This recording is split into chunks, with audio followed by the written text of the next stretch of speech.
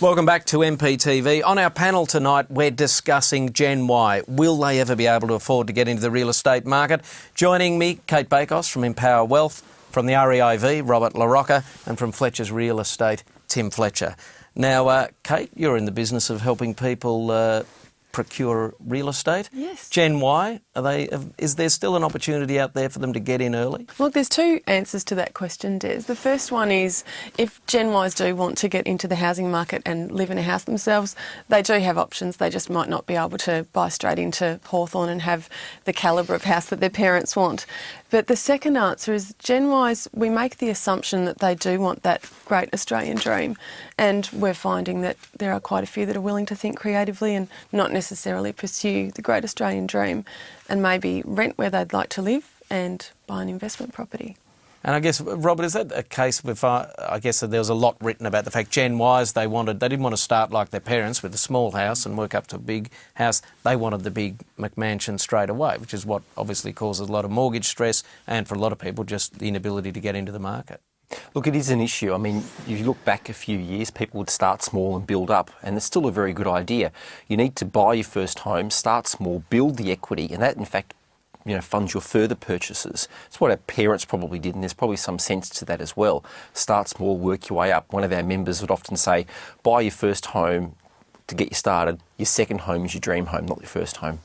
All right, and you've been in the game a while, Tim. Would you say that's the changing thing? People, I guess stamp duty and a lot of things even put young people off now. They just don't want to commit to that sort of long-term slog. Well, I accept what has already been said about this, and I think stamp duty and those costs are a factor, but I think they're overstated to a fair extent. I think really the big problem which we identified here is that younger people these days want to do what mum and dad are doing now.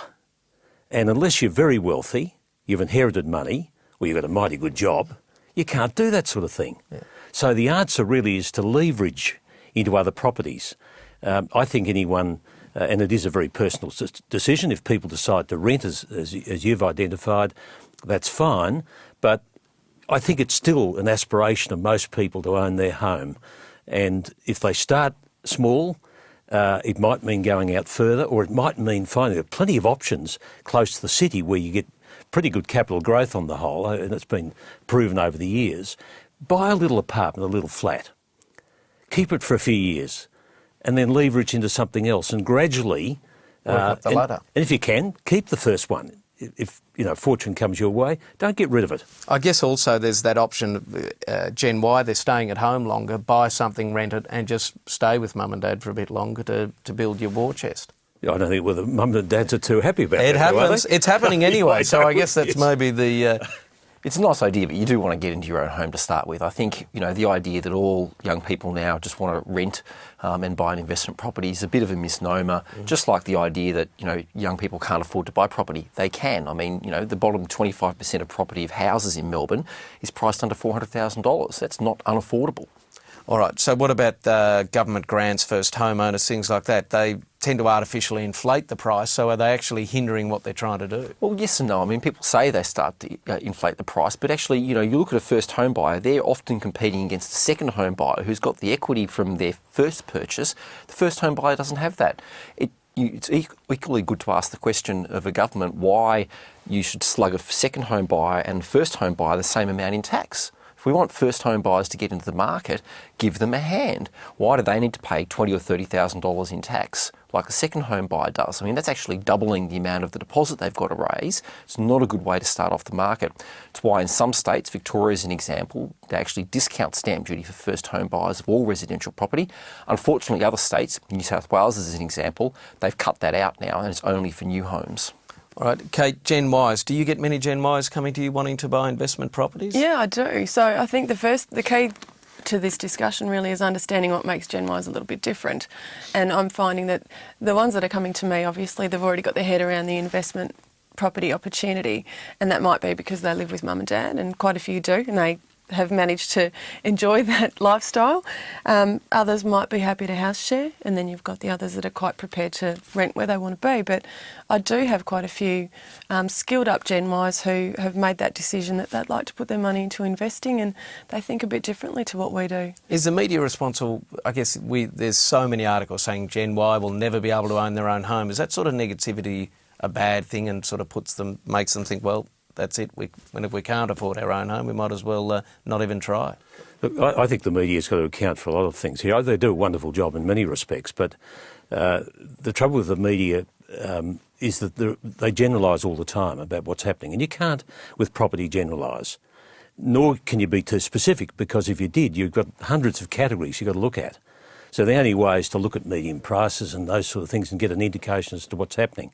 But I do think a lot of people are influenced by whether they're getting a grant or not. And really there are so many other factors that determine whether they go into the market. It's general confidence, their level of opportunity in terms of employment, and those sort of things, I think, determine whether they enter the market or whether they don't. You know, people say, what's the best time to buy? It's when you're ready. And I would encourage anyone, particularly Gen Y, to buy when they can to get into the marketplace. Look, it's proven over the years. Look what's happening to shares around the world. Their property goes up and down a bit, but it's a long-term investment, and you get a lifestyle from it as well. You know, and sure, I'm a property person through and through, and you'd expect me to say nothing else, I suppose, but I genuinely believe it's a wonderful investment in your hard-earned dollars and in a lifestyle. All right. So what are some of the more creative ways? I mean, we read about siblings going in together, you know, families forming together to buy properties.